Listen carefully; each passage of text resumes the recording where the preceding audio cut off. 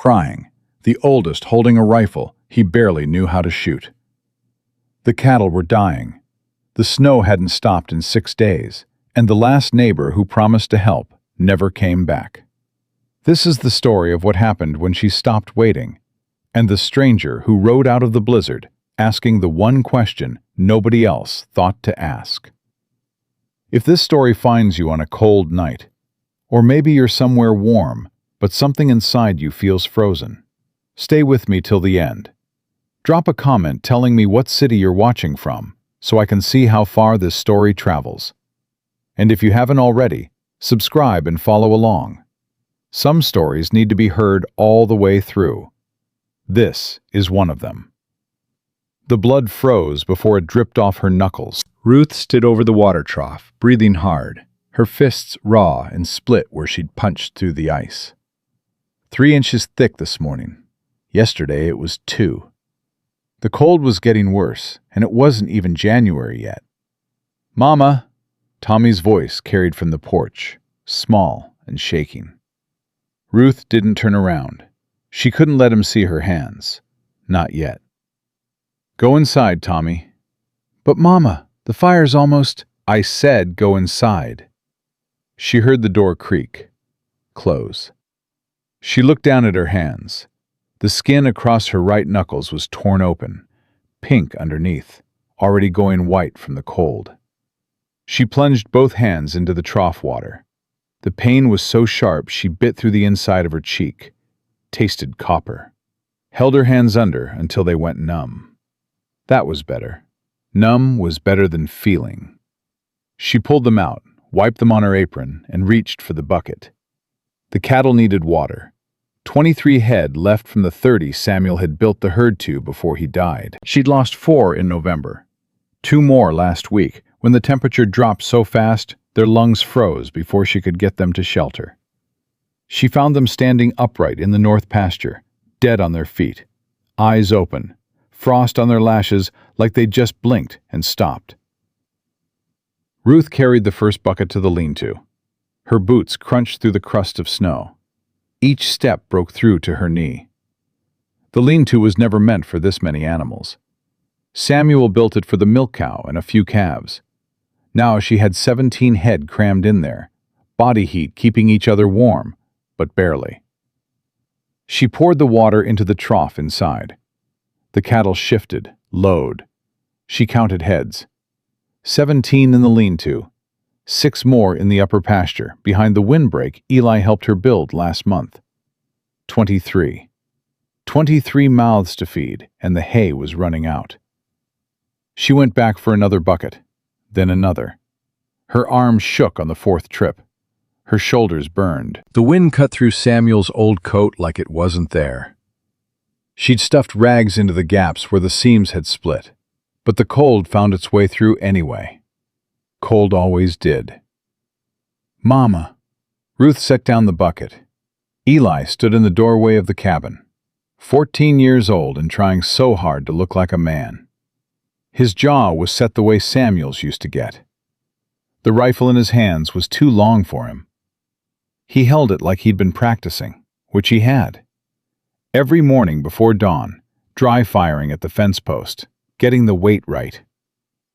"Firewood's down to maybe 2 days," Eli said, "if we keep the stove going all night." Ruth picked the bucket back up. "Then we don't keep it going all night. Bank it after supper, relight at dawn."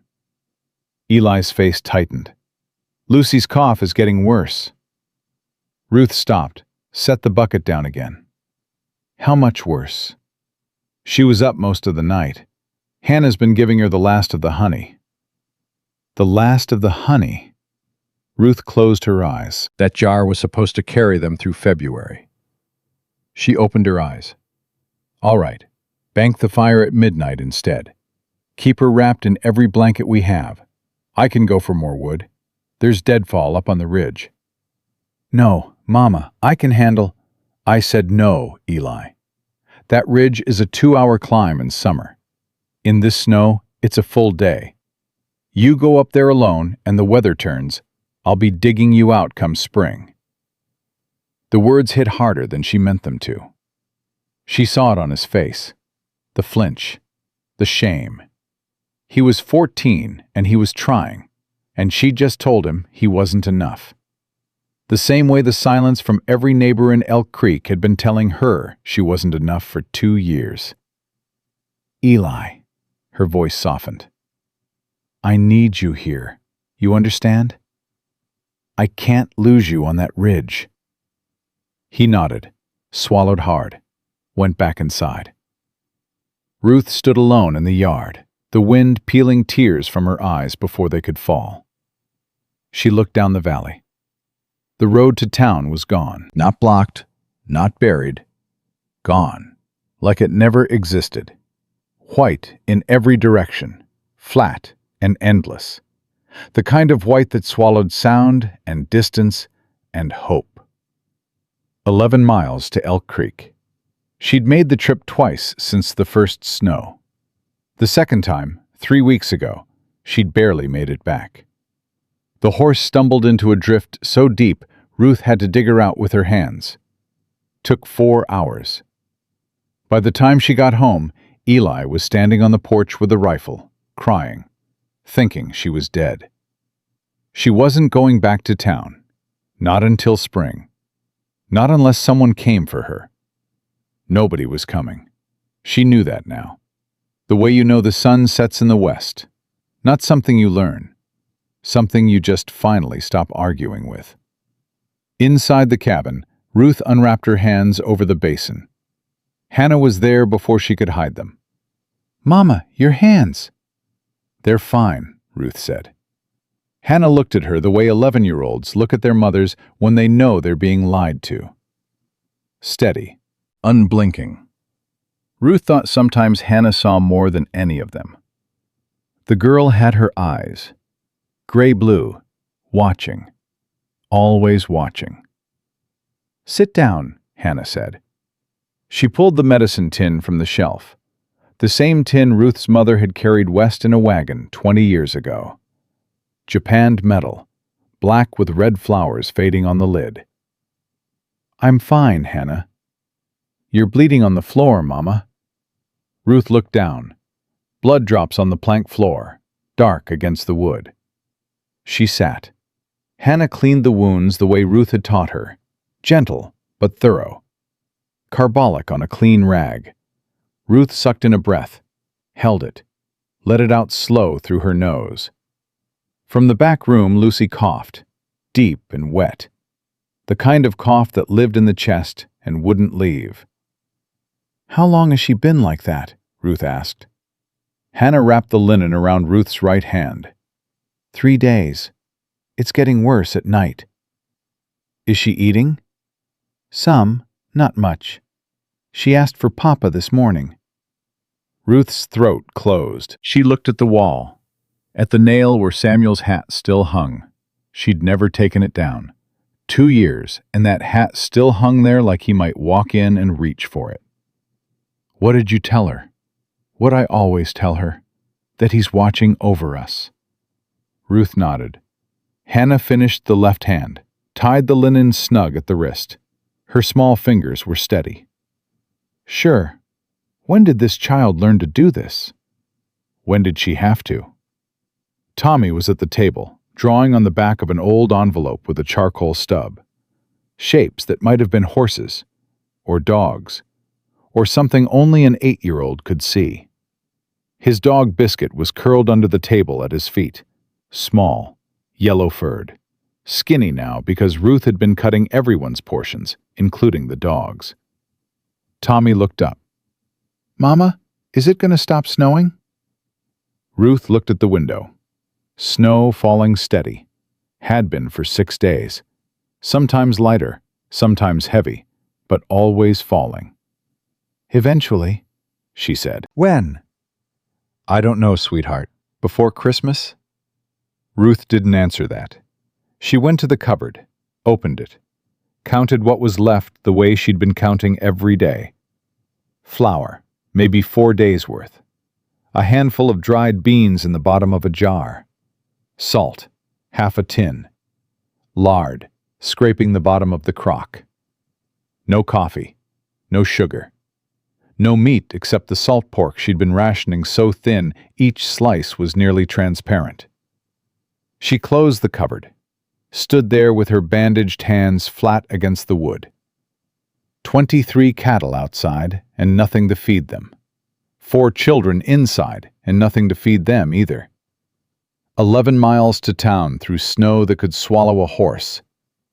No one coming. No one remembering. No one caring. She pressed her forehead against the cupboard door. The wood was cold against her skin. "God," she whispered. So quiet none of the children could hear. "I'm not asking for much. Just tell me what to do, because I'm running out of ideas, and I'm running out of time, and these children need more than I've got left to give." Silence. Just the wind outside, the fire ticking in the stove, Lucy coughing in the back room, Tommy's charcoal scratching on the envelope. Ruth straightened, wiped her face with the back of her wrapped hand, turned around. "Eli," she said. He looked up from where he'd been sharpening the knife by the window. "Tomorrow morning, we slaughter the lame heifer, the one with the bad leg from November." His eyes widened. "That's breeding stock, Mama."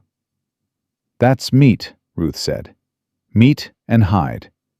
We salt what we can, smoke what we can. The hide goes over Lucy's bed for warmth. We can't feed her if she's dead, and we can't warm her if we're starving." The room was quiet, all 4 children looking at her. Even Lucy had stopped coughing, standing in the doorway of the back room, wrapped in a quilt, her blonde curls matted, her gray eyes huge in her thin face. She was holding the rag doll Samuel had sewn for her, the stitching rough and crooked. She never let it go. "Are the cows going to be okay, Mama?" Lucy's voice was small, raspy from the cough. Ruth crossed the room, knelt down, pulled Lucy close. The child was warm, too warm. Fever. Ruth held her hand against Lucy's forehead, felt the heat burning under the skin. "The cows are going to be fine, baby. Everything's going to be fine." She looked over Lucy's head at Eli. Their eyes met. He knew. She knew he knew. Nothing was fine. Nothing had been fine for a long time. That night, Ruth sat at the table after the children were asleep. The stove banked low, just enough to keep the chill off. The tallow candle burning on the windowsill, flame barely moving in the still air. She had the accounts spread in front of her, numbers written in her careful hand on pages torn from the back of the family Bible, the only paper she had left. The numbers didn't work. No matter how she arranged them, no matter what she cut, what she stretched, what she sacrificed, they didn't work. The hay would run out in 3 weeks, the flour in 4 days. The cattle would start dying when the hay ran out. Then the children would... She put down the pencil, pressed both hands flat on the table. The bandages were already dirty again. "Samuel," she said to the empty room, "I'm losing it. I'm losing everything you built, and I can't stop it, and nobody's coming, and I don't know what to do." The candle flickered. The wind pushed at the walls. The cabin groaned. She sat there a long time, listening to her children breathe in the other room. 4 sets of lungs, 4 heartbeats she was responsible for. 4 lives that depended entirely on a woman whose hands were torn open and whose cupboard was almost bare and whose nearest neighbor hadn't checked on her in 7 months. 7 months. That was when Widow Pruitt had ridden out, brought a loaf of bread and some news from town. Stayed 20 minutes. Said if you need anything as she was leaving. Ruth had nodded, smiled, said thank you. Watched her ride away. 7 months ago. Nobody since. Ruth blew out the candle, sat in the dark. The stove glowed red through the grate. She could hear the cattle shifting in the lean-to, the wind finding every crack in the cabin walls. She put her head down on the table, on the numbers that didn't work, on the Bible pages covered in desperate arithmetic. She didn't cry. She was past that, had been past that for a long time. She closed her eyes and thought about just stopping. Not dying, just stopping. Stopping the counting, stopping the calculating, stopping the pretending that she could hold this together alone. But she couldn't stop. There were 4 heartbeats in the next room. So she lifted her head, straightened her back, went to bed on her pallet by the stove. Tomorrow, she'd slaughter the heifer, salt the meat, wrap Lucy in the hide, find a way to make the flour last another week. Find a way. Find a way. She fell asleep with her torn hands tucked against her chest, and the wind screaming outside. And somewhere in the deep hours before dawn, the snow finally stopped. She didn't know that yet. Didn't know that by morning the sky would be clear for the first time in a week. Didn't know that the silence that woke her wouldn't be the wind dying, but something else entirely. Hoofbeats, coming slow up the valley, through snow that no horse should have been able to cross. Coming steady, coming closer. Ruth opened her eyes in the gray dawn light, listened, reached under her pillow for the pistol Samuel had taught her to keep there, and she went to the door. The horse came out of the white like something born from it. A sorrel mare, dark with sweat despite the cold, legs caked in snow past the knee. The rider sat low in the saddle, hunched against a wind that had already stopped, but his body hadn't caught up yet. Oilskin duster stiff with frost, hat pulled so low she couldn't see his face, just the jaw, dark stubble. A mouth set in a line that said he'd been riding a long time and hadn't talked to anyone in longer. Ruth raised the pistol, held it level with both wrapped hands. Her fingers ached against the cold metal. "That's far enough." The rider pulled up. The mare snorted, sides heaving. Steam poured from her nostrils in thick clouds. He didn't lift his hands, didn't reach for anything. Just sat there, looking at her from under the hat brim. Eyes she couldn't read in the gray light. Blue, maybe. Dark. Long silence. The snow had stopped, but the world was so still she could hear the mare's breathing. Could hear Eli behind her, the creak of floorboards, the boy moving to the window with the rifle. "Ma'am," the rider said. His voice was rough, cracked from cold and disuse, like a gate hinge that hadn't been oiled in years. "I don't mean you any harm." Ruth didn't lower the pistol. People who mean harm don't usually announce it. Something shifted in his face. Not a smile, just an acknowledgement. "Fair enough," he said. He looked past her at the cabin, at the lean-to with cattle shifting inside, at the smoke barely rising from the chimney, at the snow piled against every wall. His eyes came back to her bandaged hands holding the gun. "How many head you got still out there?" Ruth blinked. Of all the things she expected a stranger to say, that wasn't one of them. "What?" "Your cattle," he said. "How many are out past that windbreak?" "I passed some on the way up." "6, maybe. They're bunched against the drift wall on the north side. Wind shifts, that drift comes down on them." Ruth's stomach dropped. She knew exactly which drift he meant. She'd been watching it build for a week. 20 feet of snow piled against the rock face behind the upper pasture. If it slid, those 6 head were dead. The rider shifted in his saddle. The leather creaked. His mare stamped, impatient, cold. He looked at Ruth's hands again, at the pistol, at the bandages showing beneath her grip. "I can help move them," he said, "or I can ride on. Your call, ma'am. But that drift won't wait long once the sun hits it." Behind her, the cabin door opened wider. Eli stepped onto the porch. The rifle was up. Not aimed, but not down either. Held across his chest, the way a boy holds a gun when he wants to look like he knows what he's doing. "Who are you?" Eli's voice cracked on the second word.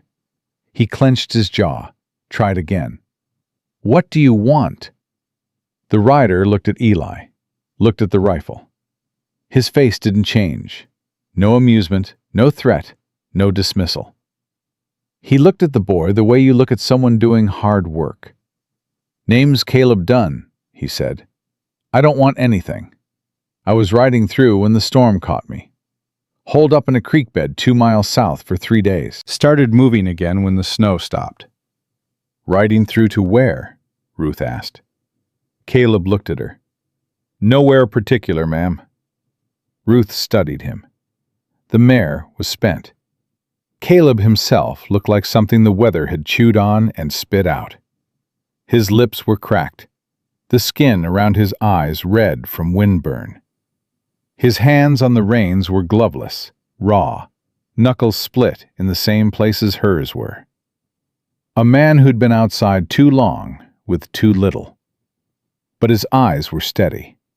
That was the thing. They didn't slide away, didn't dart around looking for what he could take. Just held hers, calm and tired and waiting. "Mama!" Hannah's voice from inside, quiet but urgent. "Lucy's fever is worse." Ruth's chest tightened. She looked at Caleb Dunn on his tired horse, at Eli with his rifle, at the sky clearing above them, the sun about to crest the eastern ridge, and when it did, that drift on the north side was going to warm and shift and bury 6 head of cattle that she couldn't afford to lose. She lowered the pistol. "Eli, put that rifle down." "Mama!" "Now, Eli." The boy lowered it. His jaw was tight. His eyes on Caleb hadn't blinked. Ruth tucked the pistol into her apron pocket. She looked at Caleb. "There's 6 head behind the windbreak, north pasture, 1/4 mile up the slope. You can see the drift from here. If those cattle die, my children don't eat past February." Caleb nodded once, swung down from the mare. His legs buckled when he hit the ground. He caught himself on the saddle, steadied. How long since he'd been off that horse? His boots sank into the snow past his ankles. He looked at Eli. "You know how to ride, son?" Eli straightened. His chin came up. "Since I was 5. Caleb pulled the mare's reins over her head. "She needs water and rest. There a place out of the wind?" Eli didn't move, didn't take the reins. He looked at his mother. Ruth nodded. Eli stepped off the porch, took the reins from Caleb. Their hands didn't touch. Eli led the mare toward the lean-to without speaking. His back was stiff, his shoulders squared, making himself as tall as he could. Caleb watched him go, turned back to Ruth. "Good boy," he said. "He's 14, Ruth said. "He thinks he has to be his father." Something crossed Caleb's face, fast, like a shadow from a cloud moving overhead, gone before she could name it. "How far to that north pasture?" Ruth pointed. "Up past the tree line. There's a trail, but it's buried. Follow the fence posts." Caleb started walking. No preamble, no negotiation, no, "Let me rest first, let me eat first, let me warm up first." Just turned and walked into the snow.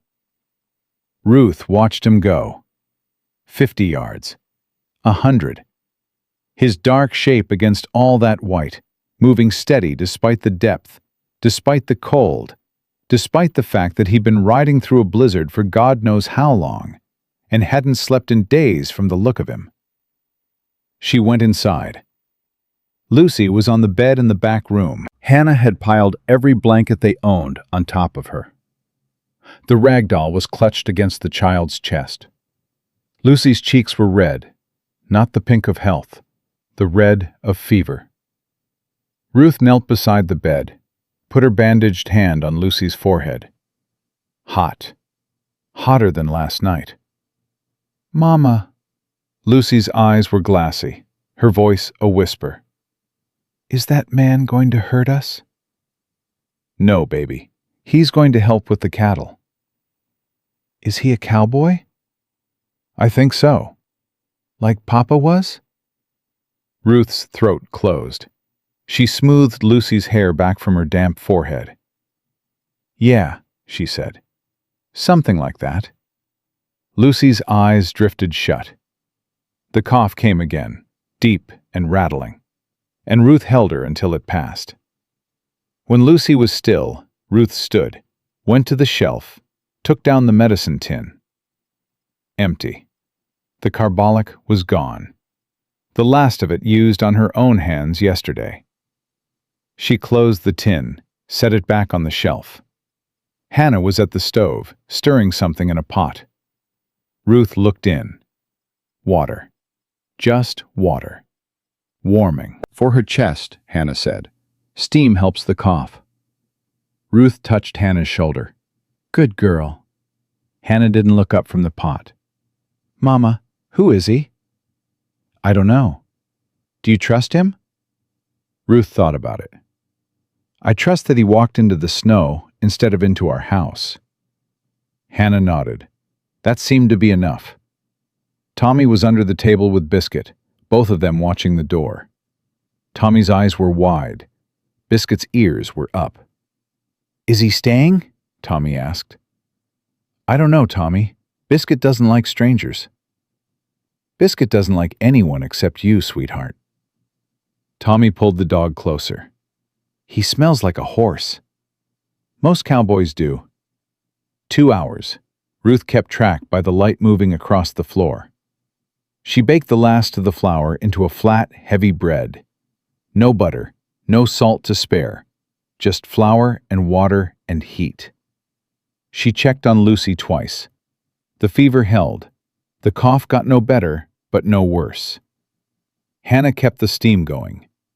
Eli came in once, stood in the doorway. "His horse is near dead," he said. "Ribs showing. Been ridden hard for days." He paused. "She's a good horse, though. Clean legs. Someone who knows horses picked her." Ruth nodded. Eli hovered. She could feel the question coming. "I don't like him, Mama." "You don't know him. That's why I don't like him.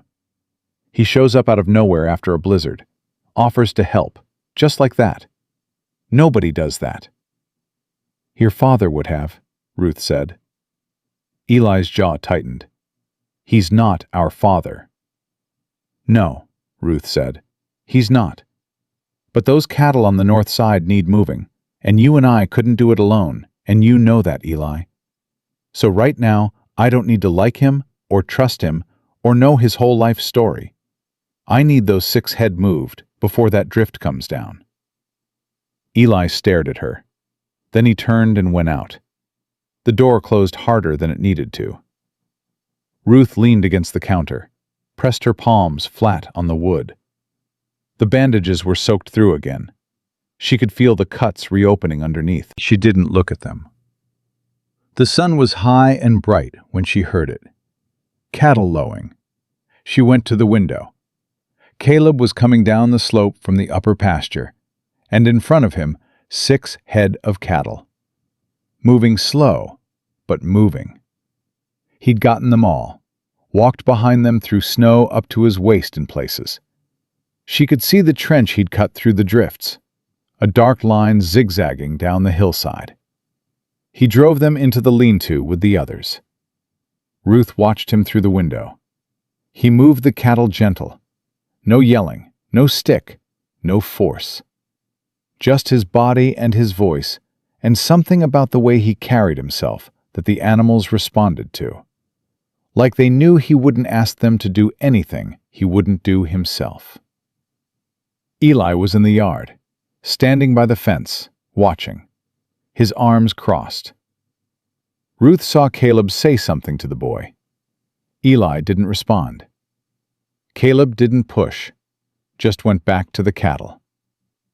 When Caleb came to the porch, Ruth was standing in the doorway. He stopped at the bottom of the steps. Didn't come up. Snow on his shoulders, his hat, his boots. His face was red from the cold and the effort. His breathing heavy, but controlled. 6 head, he said. All sound. That drift's already starting to crack. Another hour, it would have come down. Ruth nodded. There's bread, she said, and hot water. No coffee. Hot water's fine. He came up the steps, stopped at the door, scraped his boots on the frame, looked inside, at Hannah by the stove, at Tommy under the table with the dog, at the small spare cabin with its patched walls and worn floor, and the smell of sickness and wood smoke and not enough food. He looked at Ruth. How many? How many what? Children. 4. 2 girls, 2 boys. Ruth paused. The youngest is sick. Fever. Chest cough. Going on 4 days. Caleb's face changed. Not much. A tightening around the eyes. A shift in the way he held his jaw. He looked past her, toward the back room where Lucy was. How old? His voice had dropped, quieter than before. 5. Something happened in his eyes. Ruth saw it. A crack in that steady calm, like a fault line running through stone. There and gone.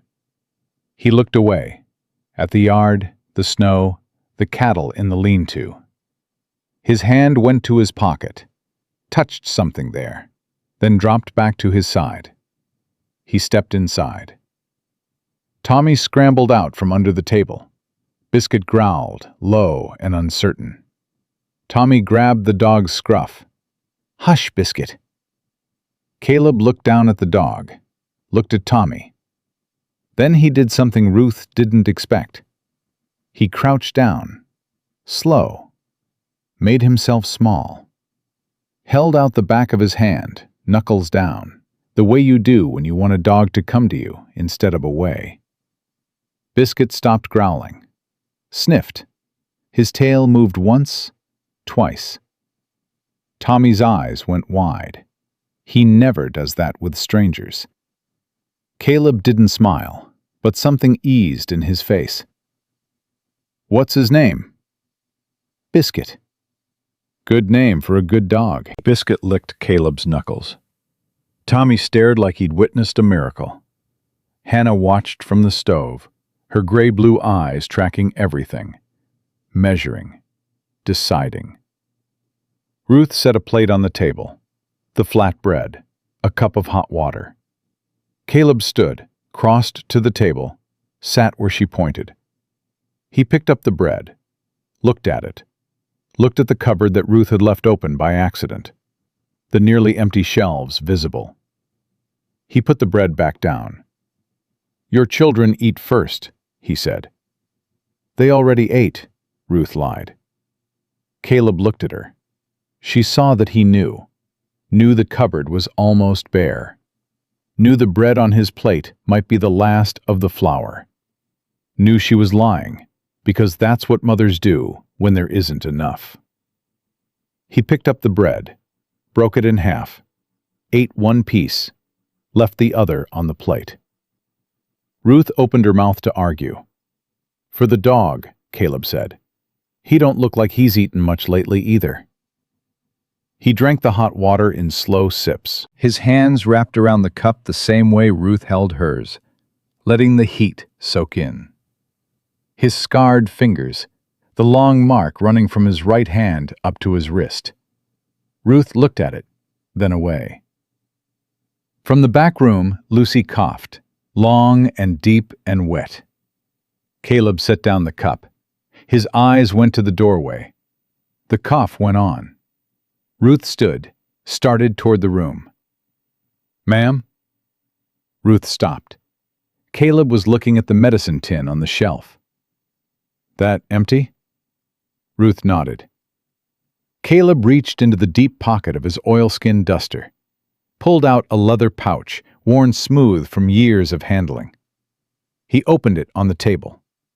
Inside, a small brown bottle with a cork stopper, a tin of salve, dented, a paper twist of dried herbs.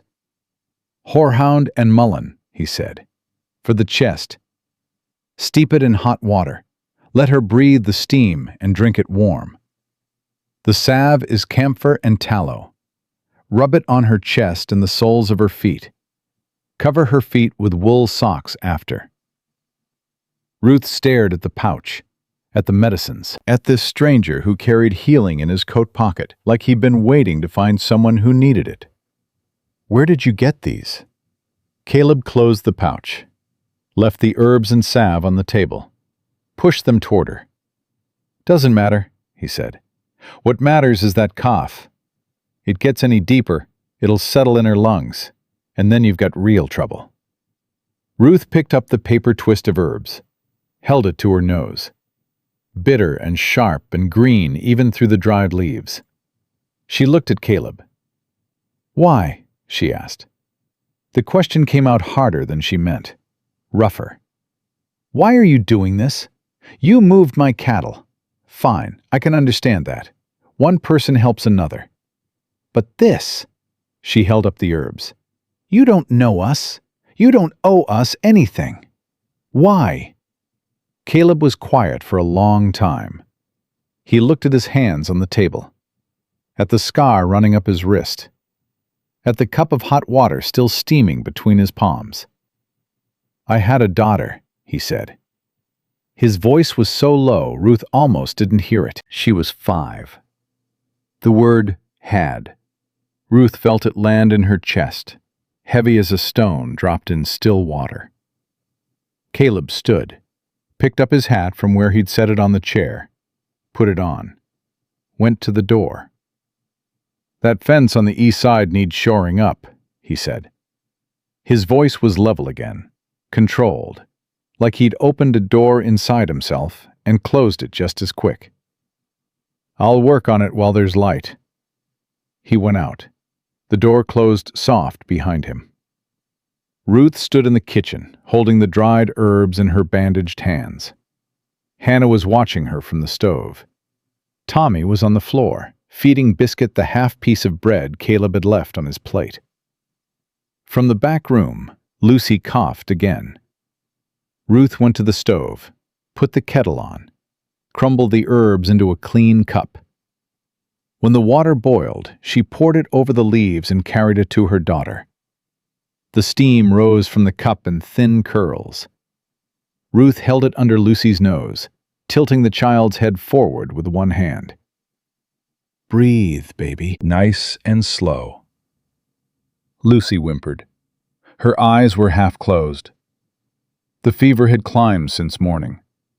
Ruth could feel it radiating off her skin without touching her. The rag doll was wedged between Lucy's arm and her ribs, its button eyes staring up at the ceiling. "It smells bad, Mama." "I know, but it'll help your chest. Come on now, breathe it in." Lucy breathed. Shallow at first, then deeper as the steam opened something inside her. The cough came, hard and rattling, but different this time. Looser. Ruth held the cup steady. "That's it. Get it out. All of it." Hannah appeared in the doorway with the tin of salve Caleb had left. Ruth took it, opened it. The camphor smell was sharp, cutting through the sickness in the room. She scooped some onto her fingers and rubbed it across Lucy's chest. The child flinched at the cold, then settled. Ruth covered her feet next, pulled wool socks over the salve, tucked the blankets tight. Lucy's eyes found hers. "Mama, is the cowboy man still here?" "He's outside fixing the fence." "Is he going to stay?" Ruth smoothed the blanket. "I don't know, Lucy. I want him to stay." Ruth didn't answer that. She sat on the edge of the bed until Lucy's breathing evened out. "Not sleeping, just resting." The cough came every few minutes, but each time it sounded less like something trapped and more like something leaving. Ruth went back to the kitchen. Hannah was washing the cup. Tommy was at the window, standing on his toes, watching Caleb work. He's really strong, Mama. Tommy said it with the kind of awe that 8-year-old boys reserve for people who can do things they can't. He pulled a fence post out of the frozen ground with just his hands. Ruth looked out the window. Caleb was 50 yards out along the east fence line, working in the cold without gloves, his hands moving with the kind of efficiency that comes from years of doing the same work in the same weather on different land. He'd found wire somewhere. She didn't know where. Maybe salvaged it from the collapsed section on the south side. Hannah dried the cup, set it on the shelf, turned to Ruth with that look she had, the one that was too old for 11. He said he had a daughter, Hannah said. Ruth stiffened. You were listening. I'm always listening, Mama. Ruth sat down at the table. Her hands ached. The bandages needed changing again. She looked at Hannah. What do you think? Hannah was quiet for a moment. When she spoke, her voice was careful. I think he's scared of Lucy. Ruth frowned. Scared? Not scared of her. Scared of being near her. He wouldn't look toward the back room when she was coughing. He kept his eyes on the table like he was holding something down. Ruth thought about the way Caleb's face had changed when she'd said Lucy was 5.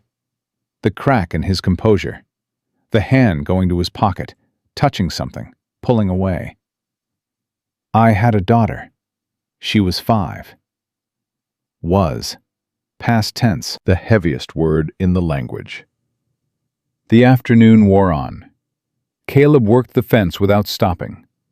Ruth watched him from the window when she thought no one was looking. Hannah watched Ruth watching him and said nothing.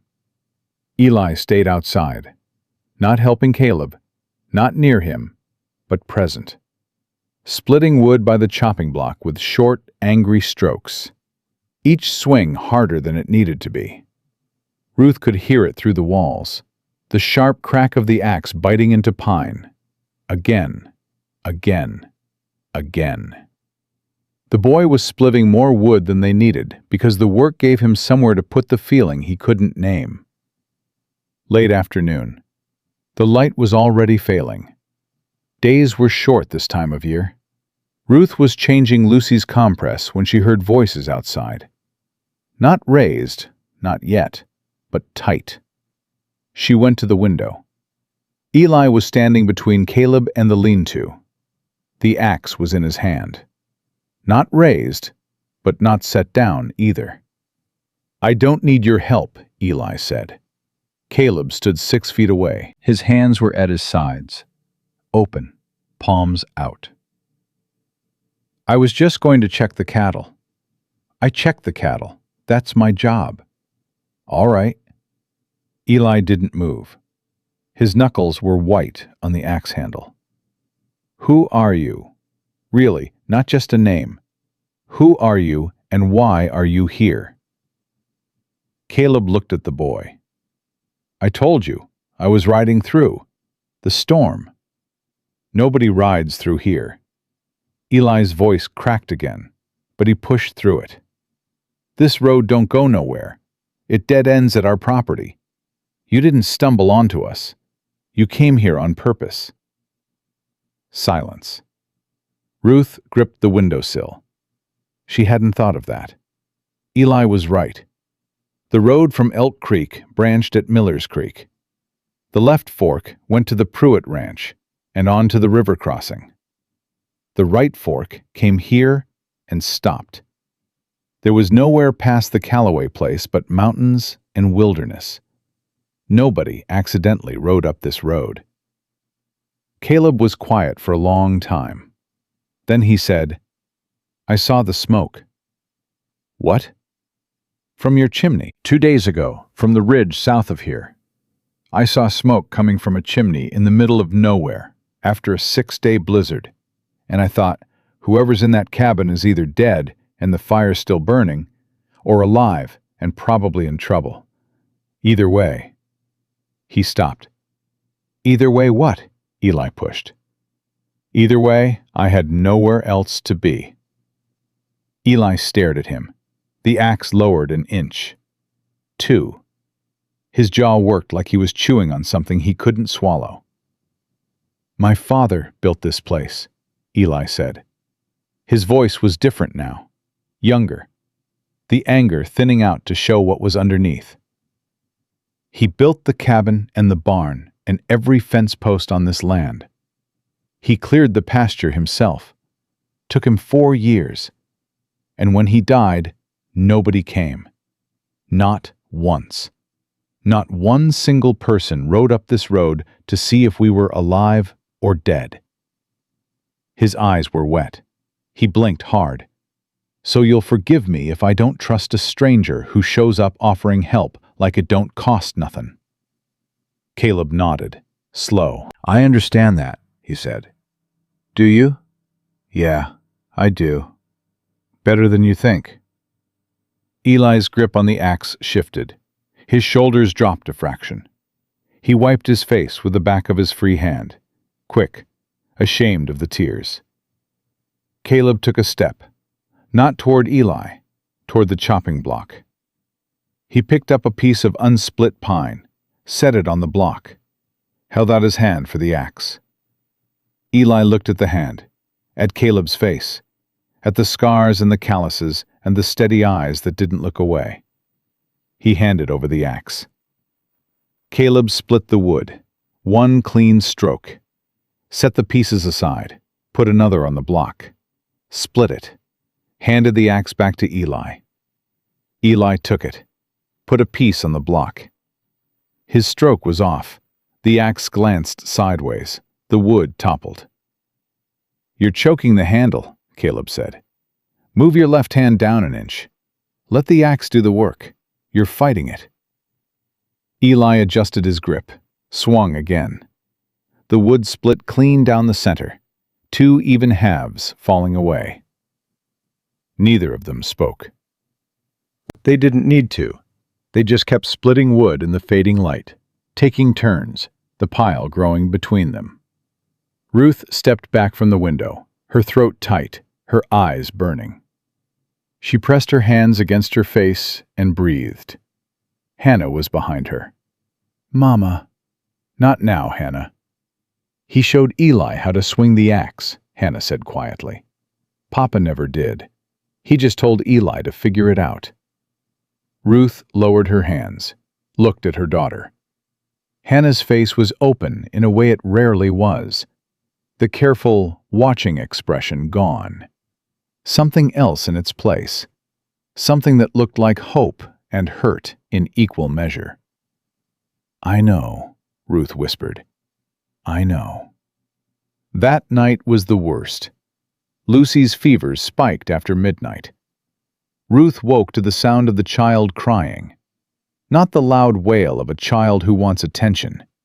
The thin, exhausted crying of a child who hurts too much to sleep. Ruth was on her feet before she was fully awake. She got to the bed. Lucy was burning. Her nightgown soaked through with sweat. Her hair plastered to her forehead. The rag doll had fallen to the floor. Mama, it hurts. Mama, I can't breathe good. Ruth scooped her up, held her against her chest. The heat coming off the child's body was like holding a stove lid. Ruth carried her to the kitchen. Hannah was already there, putting the kettle on. Eli stood in the doorway of the back room, his face white. Eli, get the salve. Hannah, more water. Tommy, stay in bed. But Mama, Tommy's voice from the dark, stay in bed, Tommy, now. She heard him retreat. Biscuit whined. Ruth sat in the chair with Lucy in her lap. The child was shaking, chills running through her despite the fever. The cough came and came and came, each one pulling Lucy's small body into a knot. Ruth held on, rocked her, the way she'd rocked all of them as babies, back and forth, the chair creaking on the floor. The door opened, cold air. Caleb stood there, He'd been sleeping in the lean-to with the cattle. His coat was over his shirt. His feet bare in his boots, no socks. He'd come running. He looked at Lucy in Ruth's arms, at the child's flushed face, at the way her small chest heaved with each breath. His face went still, completely still, like everything inside him had stopped. "The herbs," Ruth said. "Where are the herbs?" Caleb didn't move. He was staring at Lucy, at her blonde curls matted with sweat, at her small hands clutching Ruth's nightgown, at the rag doll on the floor with its crooked stitching. "Caleb," Ruth's voice was sharp. "The herbs." He blinked, came back from wherever he'd gone, crossed to the shelf. His hands were shaking. Ruth saw it. His hands that had been so steady on the fence wire, on the axe, on the horse reins. Shaking now. He crumbled the herbs into the cup, poured the hot water Hannah handed him. The steam rose. He brought it to Ruth, set it on the table beside her. Their eyes met. She saw it then. All of it. The daughter he'd lost. The 5-year-old he'd buried. The reason his hands were shaking. The reason he'd almost couldn't look at Lucy from the moment he'd walked into this cabin. Because Lucy was the same age. Because Lucy had blonde curls and small hands and a rag doll and a cough that could kill her, and he'd already watched this happen once before and survived it by running. And now he was standing in another kitchen, watching another child burn with fever, and his hands were shaking because the body remembers what the mind tries to forget. "Hold the cup," Ruth said softly. "I need both hands." Caleb took the cup. Ruth shifted Lucy, tilted her head forward. Caleb held the steam under the child's nose. His hand steadied. He focused on the cup, on the steam, on the task, not on the child's face. He couldn't look at her face.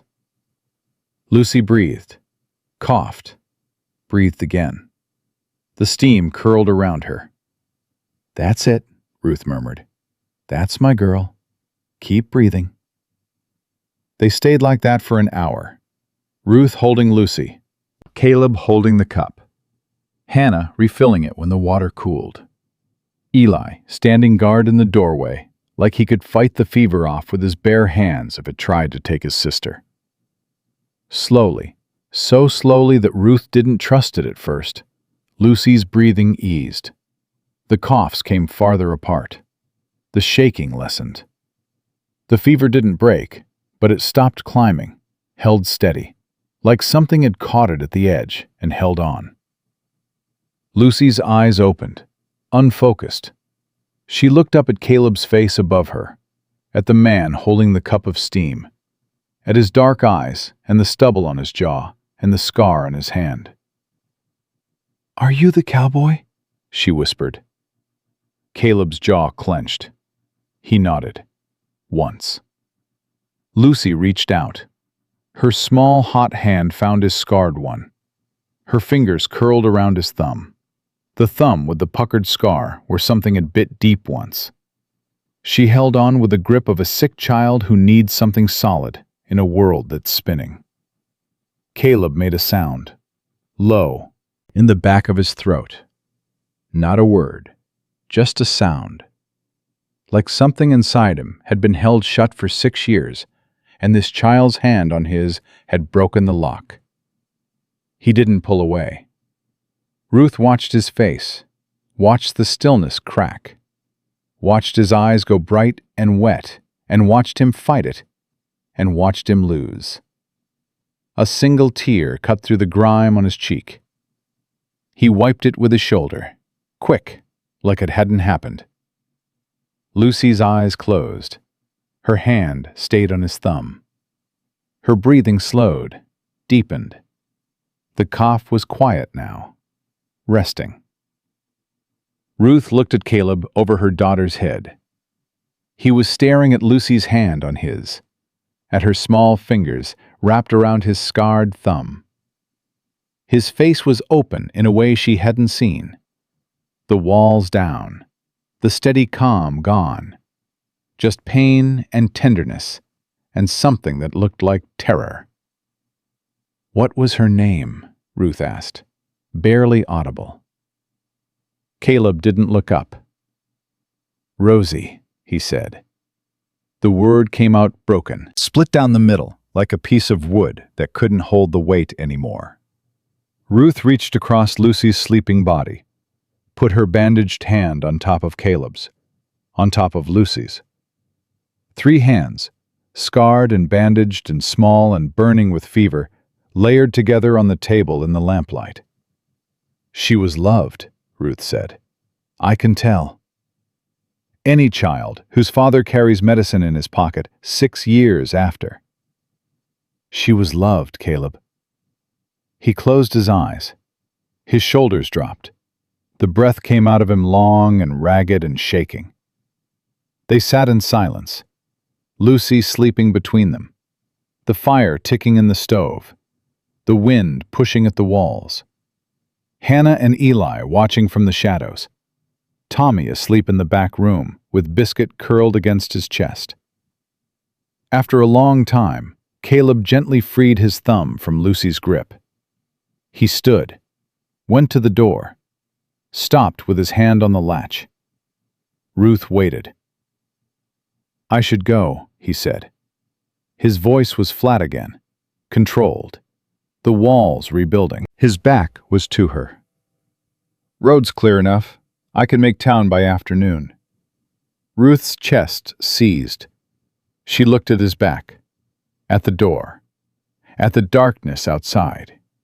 She thought about all the people who'd said, "If you need anything," and walked away. She thought about 7 months of silence. She thought about standing on the porch, watching the road for someone who never came. She thought about how easy it was for people to leave, how natural, how the ones who stayed were the ones who scared themselves the most, because staying meant it could all be taken away again. "Caleb," she said. He didn't turn around. She held Lucy tighter. The child's breathing was steady now, even. The fever had dropped. She could feel it. The herbs and the salve and the steam had done their work. "That's the 2nd time you've tried to leave," Ruth said. Her voice was steady, quiet but steady. "You almost left this afternoon when you told Eli about seeing the smoke. I heard it in your voice. You were giving a reason for being here, so you could give a reason for going." Caleb's hand tightened on the door latch. "And now you want to go because my daughter held your hand, and it felt like something you lost? And you'd rather ride out into the cold than feel that again?" Silence. The stove ticked. The wind pressed against the cabin. "I know," Ruth said, "because I've been doing the same thing for 2 years. Not leaving, just closing up, shutting the doors, telling myself I didn't need anyone so it wouldn't hurt when nobody came." She took a breath. "It's the same thing, Caleb. You're moving and my staying. It's the same wound, just different ways of bleeding." Caleb's forehead was against the door. She could see his shoulders rise and fall with each breath. His hand still on the latch, holding it like he was deciding, like everything balanced on whether he pushed it open or let go. Lucy stirred in Ruth's arms, mumbled something in her sleep. The rag doll had fallen to the floor again. Hannah picked it up quietly, set it beside Lucy's hand. "Your mare needs another day's rest anyway," Ruth said. She shouldn't have had to give him a practical reason, but she did. Because sometimes people need permission to stay that doesn't sound like need. That doesn't sound like please. That sounds like common sense and horse care, and nothing that could break your heart if it went wrong. Caleb was still for a long time. Then his hand came off the latch. He turned around. His face was wrecked, red-eyed, jaw tight. But he was facing her, not the door. "One more day," he said. Ruth nodded. "One more day." He went out to the lean-to. The door closed soft behind him.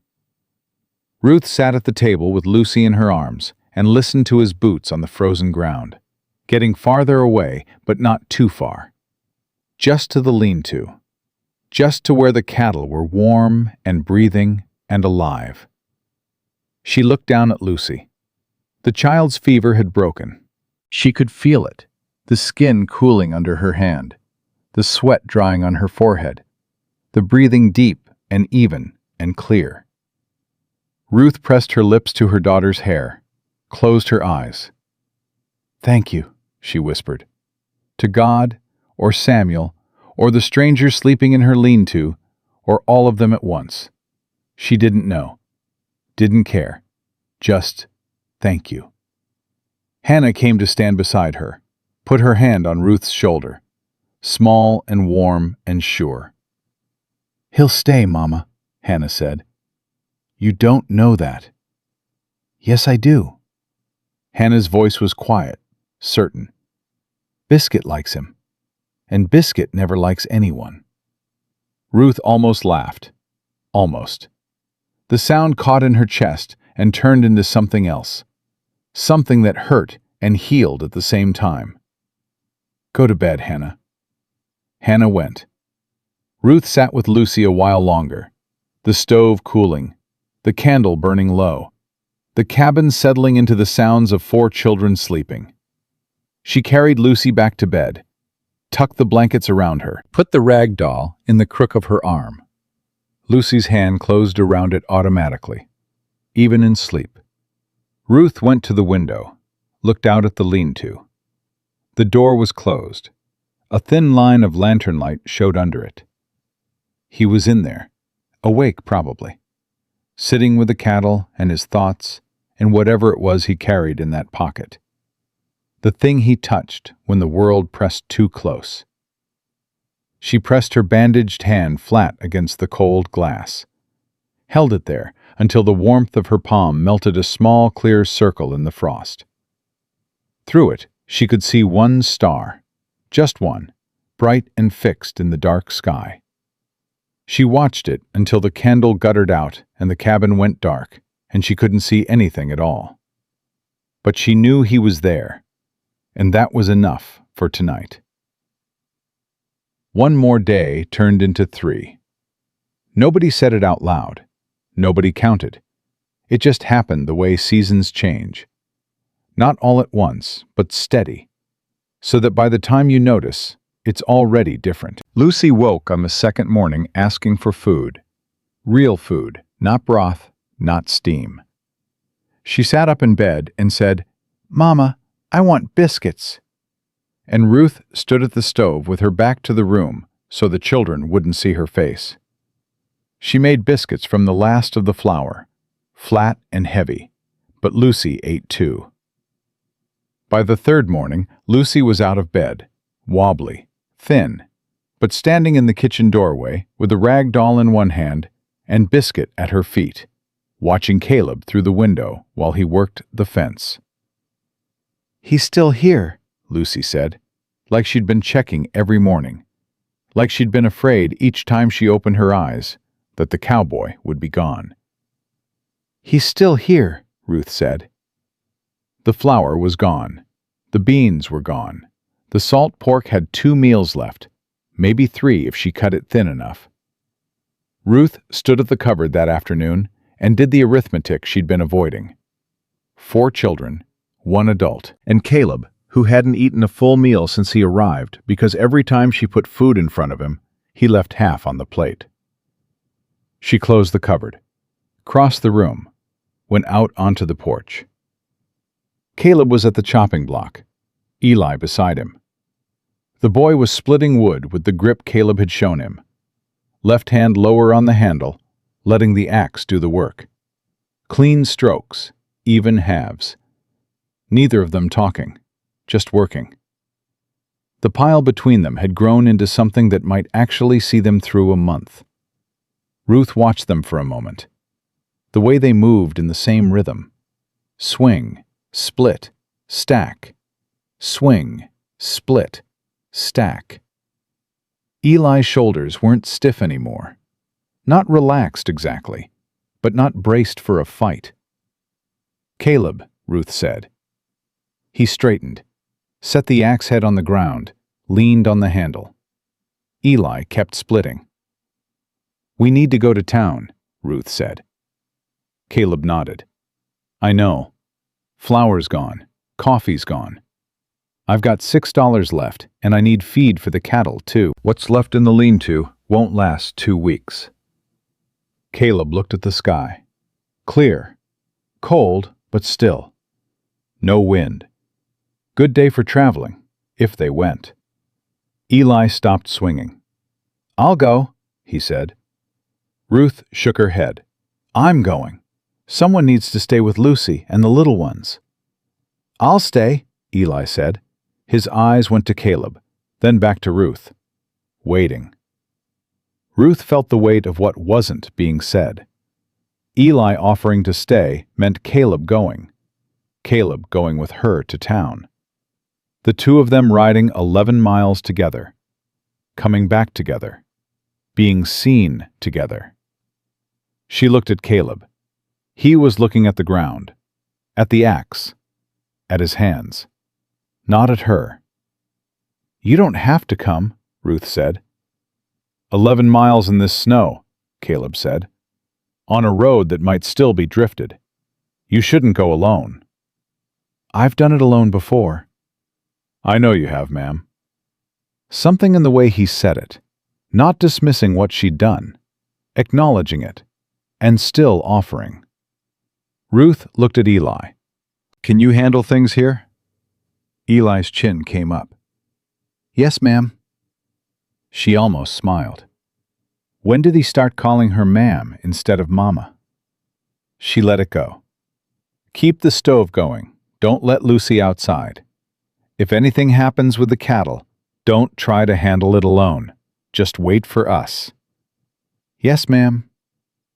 They left before dawn the next morning. Caleb had saddled the sorrel and found Samuel's old saddle in the back of the lean-to for Ruth's horse.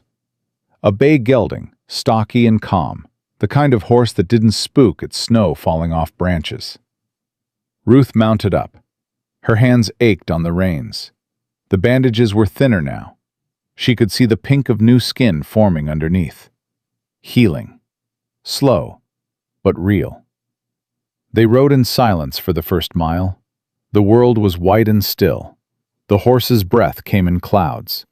The snow crunched under their hooves, the only sound in any direction. Ruth pulled Samuel's coat tighter. The cold found every gap. Caleb rode beside her, close enough to talk if they wanted to, far enough that it wasn't assumed. His eyes moved across the land, reading it, the drifts, the wind patterns in the snow, the places where the trail was solid and the places where a horse could break through into soft snow up to its belly. "Ruth," he said. First time he'd used her name without "ma'am" attached to it. She didn't correct him. "That list you showed me last night, the supplies. You had feed for the cattle on there, but nothing for yourself. No medicine, no cloth for bandages, nothing." Ruth kept her eyes forward. "Cattle eat first, always." "Not always." Ruth looked at him, her jaw set. "My children eat what the cattle provide. If the herd dies, we die. So yes, always." Caleb was quiet. Then he reached into his coat, pulled out a small leather pouch, different from the medicine one. This one clinked. He held it out to her. Ruth stared at it. "What is that?" $32, Caleb said. "Everything I've got. Saved from 3 years of working ranches between here and Montana. I can't take your money. You're not taking it. I'm giving it. That's not Ruth." He said her name again. Steady. "You need flour, coffee, beans, salt, sugar, dried beef, feed corn for the cattle, kerosene, carbolic, cloth for bandages, and a new saw, because you can't build anything without one. $6 won't cover half of that. Ruth's hands tightened on the reins. The horse tossed his head at the pressure. She loosened her grip.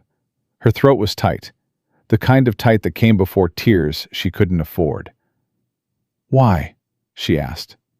Same question she'd asked before, harder this time, more desperate. "Why are you doing this? You don't owe us anything. You could ride out right now with your $32 and go wherever you want. Why?" Caleb rode in silence for a long time. The horses crunched through the snow. A hawk circled overhead, dark against the white sky. "Because that money's been sitting in my pocket for 3 years," he said. "And I haven't had a single reason to spend it. Haven't had anywhere to put it that mattered. It's just weight I've been carrying." He paused. "Like a lot of things I've been carrying." Ruth wiped her face with the back of her hand. The cold made the tears sting.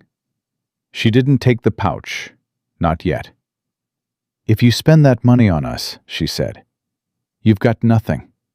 Nothing to move on with. Nothing to start over somewhere else." Caleb put the pouch back in his coat. "I know," he said. They didn't speak again until the rooftops of Elk Creek appeared through the bare trees along the creek bed. A small town. A single street, really. The general store, the livery, the church with its white steeple. A handful of houses clustered together like they were afraid of the open space around them. Ruth's stomach tightened as they rode in. It was mid-morning. People were out. A woman sweeping her porch stopped and stared. 2 men at the livery turned to watch. Ruth felt their eyes like heat. She hadn't been to town in 3 weeks. Last time she came alone. Now she was riding in beside a man nobody recognized. Caleb felt it too. She could see it in the way his shoulders squared. Not defensive, just aware. They tied up in front of Dawson's General Store. Ruth dismounted. Caleb stayed on his horse for a moment, looking at the town, at the people who were now finding reasons to be outside, on their porches, in their doorways. He swung down, followed Ruth inside. The store was warm. A potbelly stove in the center, glowing red. Shelves lined with goods. The smell of coffee and leather and pickle brine. Edna Pratt stood behind the counter. 60 years old, sharp-eyed, gray hair pulled back so tight it stretched the skin at her temples. She looked at Ruth, then at Caleb, then back at Ruth. "Ruth Calloway," Edna said. "Thought you might be dead up there." "Not yet," Ruth said. Edna's eyes went to Caleb again, stayed there. "Who's this?" Ruth opened her mouth. Caleb spoke first. "Caleb Dunn, ma'am. Just helping out." Edna looked at him the way she looked at everyone, like she was weighing him on a scale only she could see. "Helping out," she repeated. "Since when does Ruth Calloway accept help?" "Since there's 4 children and no food and nobody else offered," Ruth said. The words came out sharper than she intended. Edna's eyebrows went up. Ruth didn't apologize. She handed over her list. Flour, coffee, beans, salt, sugar, dried beef, kerosene, carbolic, bandage cloth, feed corn, a saw if they had one. Edna read the list, looked at Ruth over the top of it. "Feed corn," she said. "How bad?" Ruth met her eyes.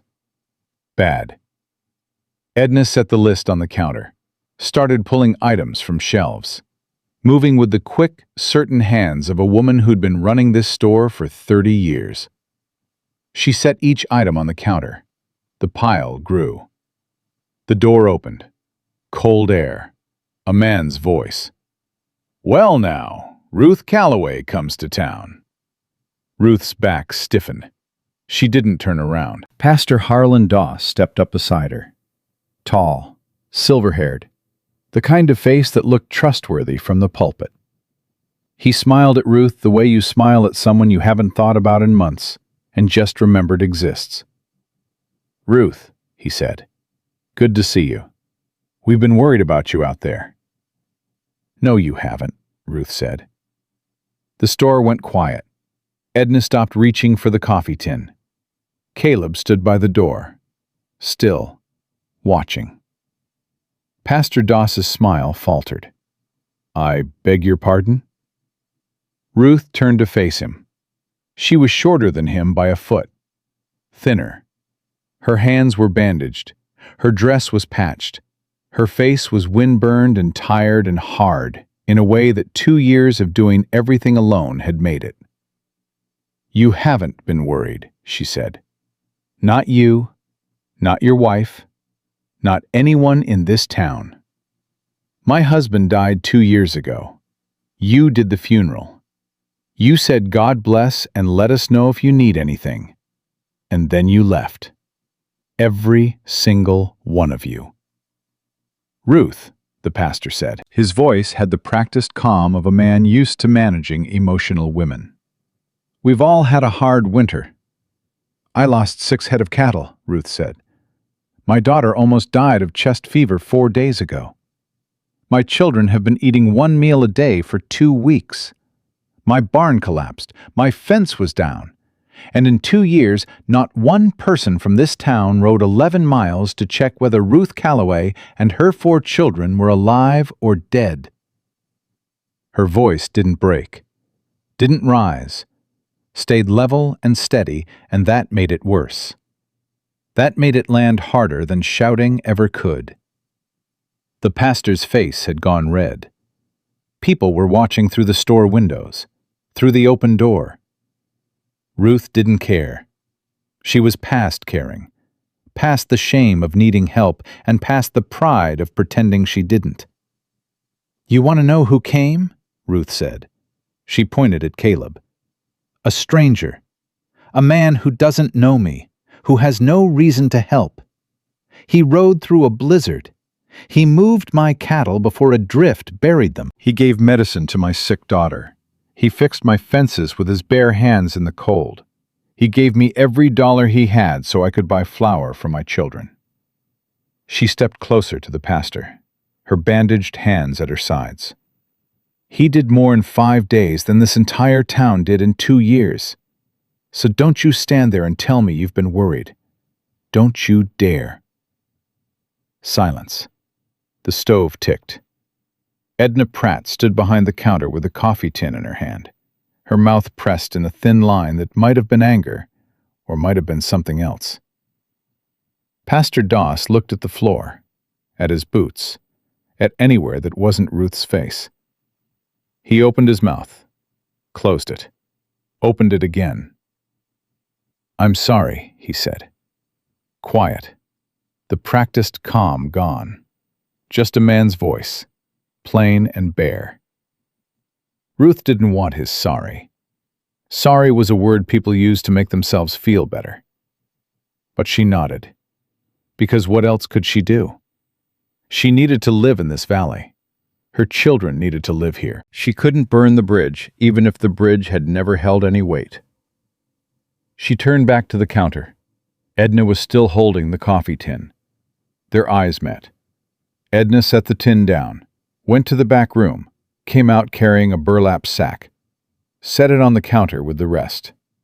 50 pounds of feed corn, Edna said. No charge. Ruth shook her head. I can't. It's not charity, Ruth. Edna's voice was firm. It's what I should have brought you 6 months ago. Take it and don't argue with me. Ruth's jaw worked. She nodded. Edna reached under the counter, pulled out a small jar. Dark amber liquid. Honey, she said, for the girl's cough. And this, a bundle wrapped in brown paper, dried apple rings. For Christmas. She paused. It is almost Christmas, isn't it? Ruth hadn't thought about Christmas, hadn't had room in her head for anything but survival. She took the jar, the bundle, held them against her chest. Thank you, Edna, she said, and meant it. Edna looked at Caleb, looked at him long and hard with those weighing eyes. Then she nodded once, short, decisive. The way she nodded when she'd made up her mind about something. "You," she said to Caleb. "You come back through in spring. I've got work needs doing around this place. Roof wants fixing, and I'm too old and too stubborn to ask any of these useless men in town." Caleb's mouth twitched. Not a smile, but close. "Yes, ma'am." They loaded the supplies onto the horses. The pile was bigger than Ruth expected. Bigger than $38 should have bought. She looked at the receipt Edna had written out. The numbers didn't add up. Edna had undercharged on nearly every item. Ruth folded the receipt, put it in her pocket, said nothing. Some debts you don't count. You just carry them.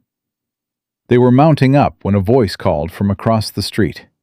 "Mrs. Calloway!" Ruth turned. A woman was walking toward her. Margaret Pruitt. Widow Pruitt. The last person who'd visited the ranch. 7 months ago. 20 minutes and a loaf of bread, and if you need anything. She was carrying a basket, covered with a cloth. She stopped in front of Ruth's horse. Her face was flushed, not from the cold. "I heard what you said in there," Margaret said. Her voice was unsteady. "I heard every word. And you're right. I should have come back. I meant to. I kept meaning to. And then the days went by, and I told myself, you were fine. You were strong. You could handle it.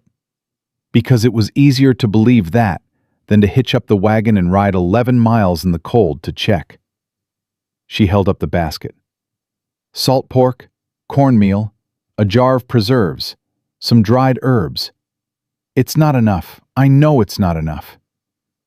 Ruth looked at the basket, at Margaret's face, at the shame there that mirrored the shame Ruth had carried for 2 years. The shame of being forgotten, the shame of forgetting. She took the basket. "Thank you, Margaret." Margaret nodded, wiped her eyes, stepped back. Ruth mounted up. Caleb was already in the saddle, the supplies tied behind him. They rode out of Elk Creek. Ruth didn't look back. Caleb rode beside her, quiet. The horses moved steady through the snow. The supplies weighed the saddlebags down. The feed corn balanced across the sorrel's back. 2 miles out of town, Ruth stopped, pulled up her horse, sat there in the middle of the white road. Caleb stopped beside her, waited. Ruth's shoulders started shaking. Not cold, not from the ride. Something that had been held down for 2 years was pushing up through her chest, and she couldn't stop it. Couldn't hold it back anymore.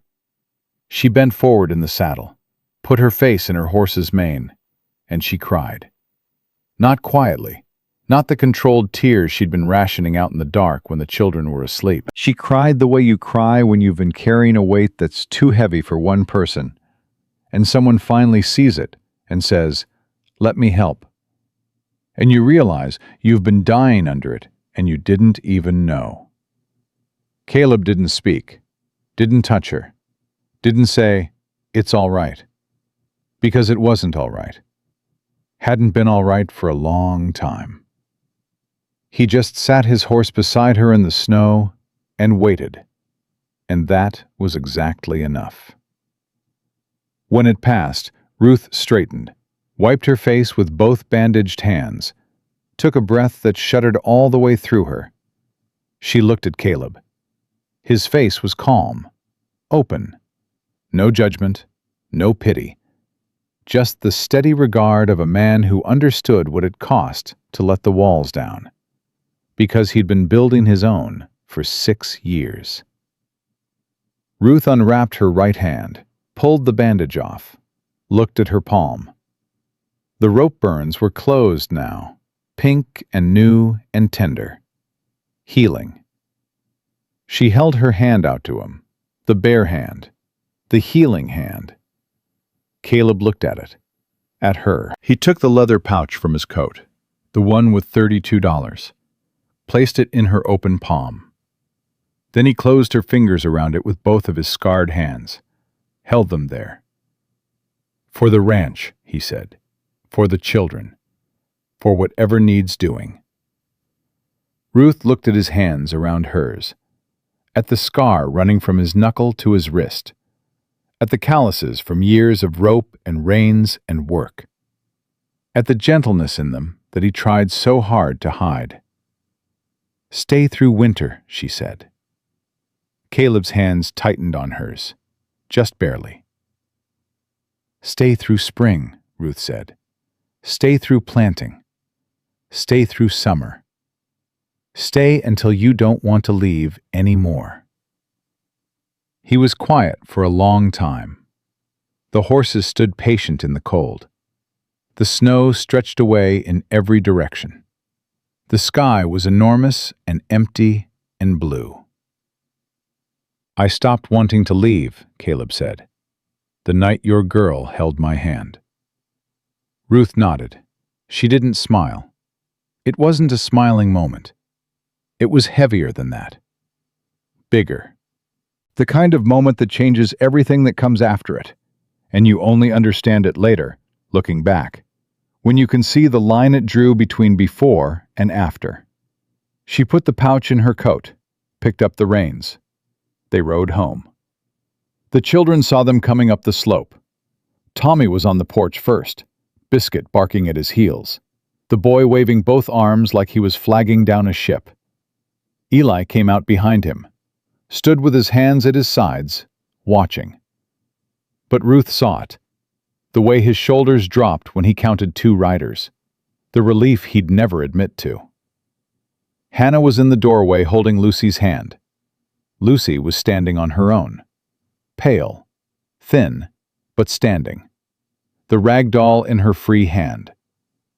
When she saw Caleb's horse, she pulled away from Hannah and walked to the edge of the porch on unsteady legs. "The cowboy came back," Lucy said. Ruth dismounted. Caleb swung down beside her. They started unloading the supplies, and the children gathered around like it was Christmas morning.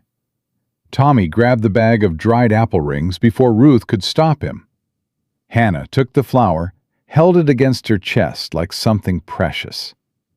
Eli reached for the feed corn without being asked, hoisted the 50-pound sack onto his shoulder, carried it to the lean-to. Lucy stood on the porch watching Caleb untie the saw from behind his saddle. He set it down, reached for the next bundle. Lucy walked down the steps, one at a time, careful. Biscuit followed her, staying close. She stopped in front of Caleb, looked up at him. He looked down at her. Ruth watched from the doorway, her arms full of supplies, her heart in her throat. "I'm better now," Lucy said. Caleb crouched down, slow, the way he'd crouched for Biscuit that first day, making himself small. "I can see that," he said. Lucy held out the rag doll. "Her name is Pearl. She wants to say thank you for the medicine." Caleb looked at the doll, at the crooked stitching, at the button eyes and the faded calico dress someone had sewn with hands that weren't used to sewing small things. Hands like his own. Big, scarred, rough hands, trying to make something gentle. He reached into his coat pocket, the pocket he'd been touching since the day he arrived. The one Ruth had noticed. The one he kept going back to like a man checking that something was still there. He pulled out a folding knife, small. The handle was bone, yellowed with age. On one side, a letter carved deep into the surface. R. Lucy looked at the knife, looked at Caleb. "This belonged to someone I loved very much," Caleb said. His voice was rough, barely held together. "I've been carrying it for a long time, waiting to find the right place to set it down." He closed his fingers around it, held it for a moment. Then he opened his hand and placed it on the porch rail. Not giving it to Lucy, not giving it to anyone, just setting it down, letting it rest. "What does the R stand for?" Lucy asked. Caleb stood up, His eyes were bright. He blinked once, hard. "Rosie," he said. That was her name. "Was she your little girl?" "Yeah, she was my little girl." Lucy reached up and took Caleb's hand, his scarred hand. She held it the way she'd held it the night her fever broke, small fingers around his thumb. She didn't say anything. 5 years old, and she understood something about grief that most adults never learned. That sometimes you don't need words. Sometimes you just need someone to hold on. Caleb's jaw clenched. His free hand came up and covered his eyes for a moment. Just a moment.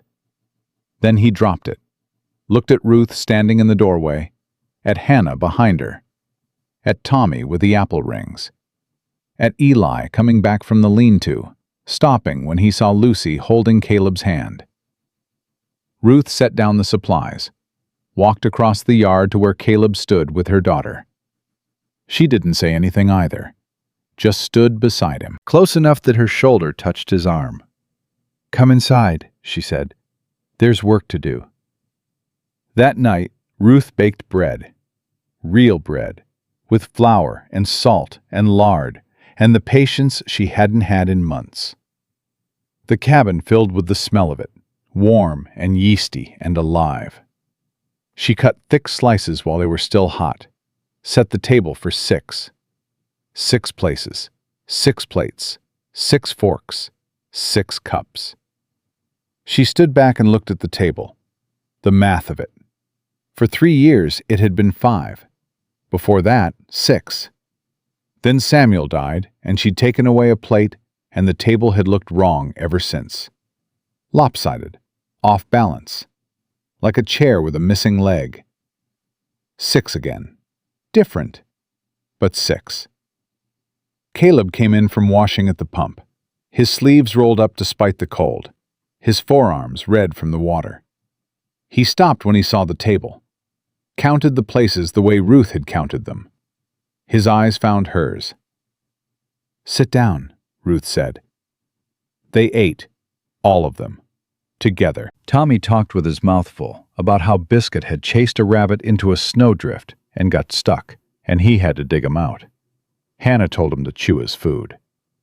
Eli ate in silence, but he ate 3 slices of bread, which was more than Ruth had seen him eat at one sitting in weeks.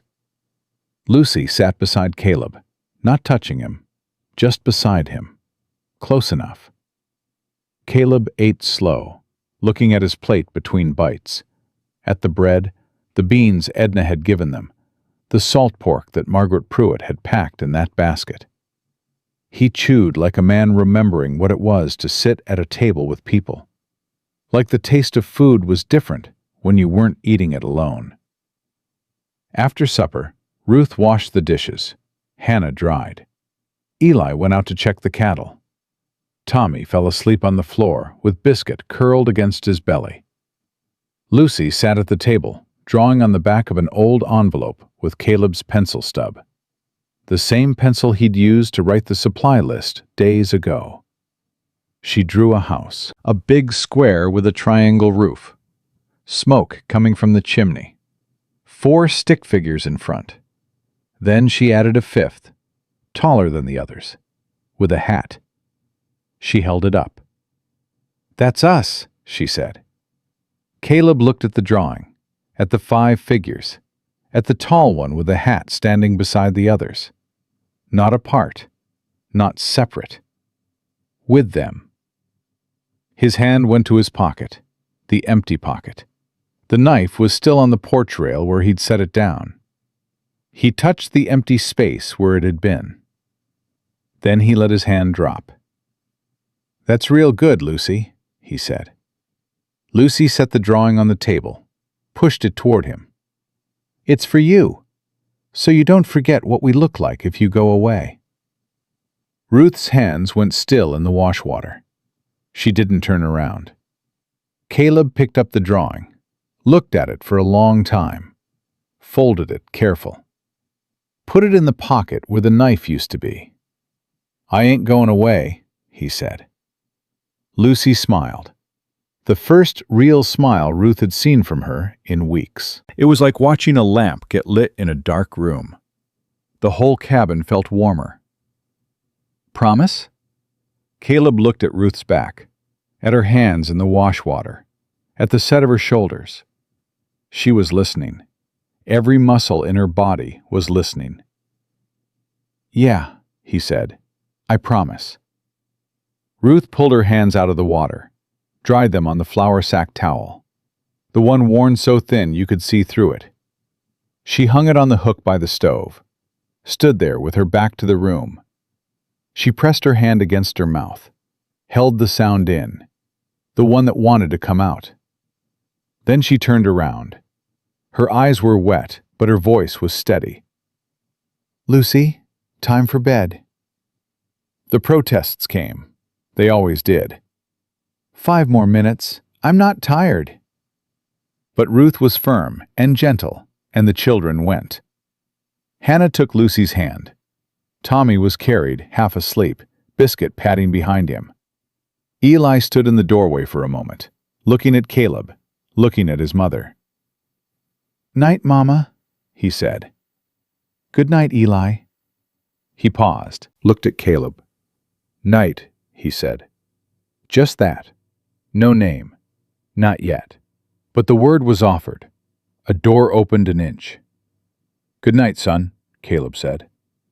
Eli's jaw tightened, but not in anger, in the effort of holding something down that wanted to come up. He nodded once and went to bed. Ruth and Caleb sat at the table, the cabin quiet except for the stove ticking and the children settling, and the cattle shifting in the lean-to, and the wind outside finding every crack but not getting through. Not tonight. Ruth looked at Lucy's drawing on the table, the 5 stick figures in the house with smoke rising from the chimney. She traced the tall one with the hat. "She asked you to promise," Ruth said. Caleb nodded.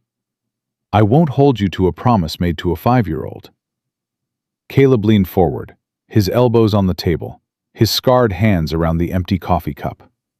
"Ruth, I've been moving for 6 years. 6 years of waking up in places I don't know and riding to places I don't care about and working for people whose names I forget before I'm out of sight of their land." He turned the cup in his hands. "I told myself it was freedom. Told myself I was living the way a man ought to live. No ties, no weight, nothing to lose." He set the cup down. "It's not freedom. It's running. And I'm tired of it. I've been tired of it for a long time. I just didn't have anywhere to stop." Ruth waited. "Your boy asked me on my first day who I was and why I was here. I told him I saw the smoke from your chimney. That was true.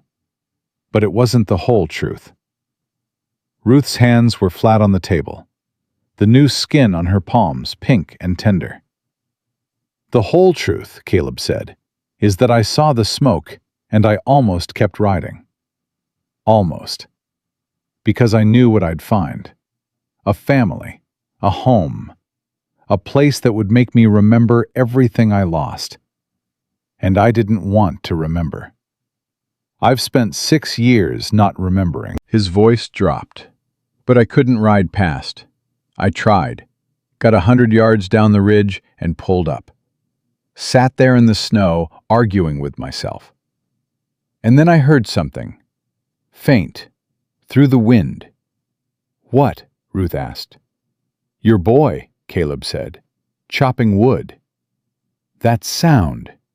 Axe on wood. I used to hear it every morning at our place in Montana. My father. Then me. Every morning before breakfast. And I sat on that ridge, and I heard your boy chopping wood, and I thought, that boy shouldn't have to do that alone. Nobody should have to do any of this alone." He looked at her.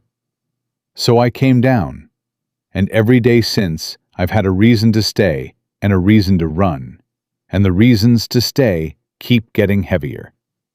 Ruth reached across the table, took his hands, held them the way he'd held hers on the road from Elk Creek. her healing palms against his scarred ones. "Then stay," she said. "Not for a day, not through winter.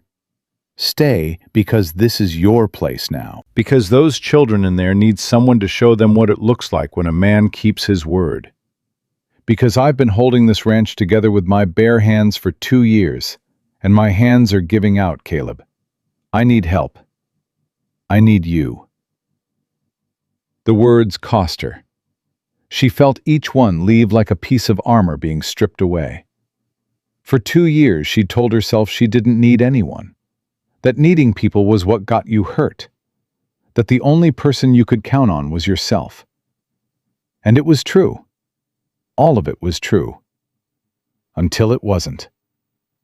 Caleb turned his hands over, held hers. The scars on his fingers pressed against the new skin on her palms. 2 kinds of healing touching. "I had a place once," he said. "Lost it. Had a family. Lost them.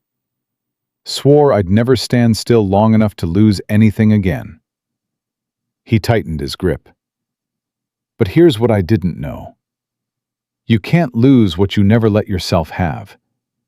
And you can't have what you're too scared to hold." I've been walking around empty for 6 years, thinking empty was safe. It's not safe. It's just empty. He stood, came around the table, pulled Ruth to her feet. They stood in the kitchen, close, not touching except their hands, the stove warm beside them, the lamplight casting their shadows on the wall. 2 shadows, overlapping. "I'll stay," Caleb said, "if you'll have me. Not as a hand, not as hired help. As whatever this is, whatever we're building. I'll stay, and I'll work, and I'll be here every morning when those children wake up, and every night when they go to sleep, and I will not leave. Not tomorrow, not in spring, not ever. That's my promise. Not to a 5-year-old. To you." Ruth looked up at him, at his weathered face and his steady eyes and the jaw that clenched when he was holding something back, and the scar on his hand from a life that had broken him the same way hers had broken her. She nodded. "All right," she said. "All right." He pulled her close. Not a kiss. Not yet. Just held her. His arms around her shoulders, her face against his chest. The smell of wood smoke and horse and cold air and work. She felt his heart beating, steady, the same rhythm as the hammer on the fence posts, the same rhythm as the axe on the chopping block, the rhythm of a man who built things instead of leaving them. Ruth pressed her ear against his chest and listened. Morning came cold and bright. Ruth woke to the sound of the axe. She went to the window. Caleb was at the chopping block, Eli beside him. Both of them swinging, alternating, the woodpile growing between them. She lit the stove, made coffee from the tin Edna had sold her. The smell filled the cabin, rich and dark and real. She set 6 cups on the table. Hannah came out first, took over the coffee without being asked. Tommy tumbled out of the back room with biscuit. Lucy followed, walking steady now, the color back in her cheeks, the cough nearly gone. Lucy went to the window, looked out at Caleb and Eli working.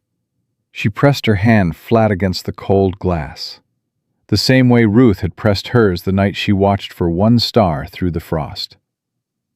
"Mama," Lucy said. "He's still here." "He's still here," Ruth said. Lucy smiled, went to the table, sat in her chair beside the place where Caleb sat. She set the rag doll on the table, propped it up against the salt tin, arranged it so Pearl could see the whole room. Tommy slid into his chair, Biscuit settled at his feet. Hannah poured coffee into the cups. Not full, half cups, stretching it, but enough. The door opened. Cold air. Caleb came in first. He stopped at the threshold, scraped his boots, stepped inside. Eli followed, did the same. Their faces red from the cold, their hands raw from the work, both of them breathing hard. Caleb looked at the table, at the 6 cups, at Lucy sitting in her chair with the rag doll, at Tommy and Biscuit, at Hannah pouring coffee with steady hands, at Eli standing behind him, close, closer than the boy had ever stood before. He looked at Ruth. She held out a cup. "Coffee," she said. Caleb took it. Their fingers touched. His scarred, hers healing. He sat down. Eli sat beside him, not across the table, beside, close enough that their elbows almost touched. Ruth sat at the head of the table. Her table. Samuel's table. The one he'd built 12 years ago with his own hands. The surface scarred from years of meals and work and living.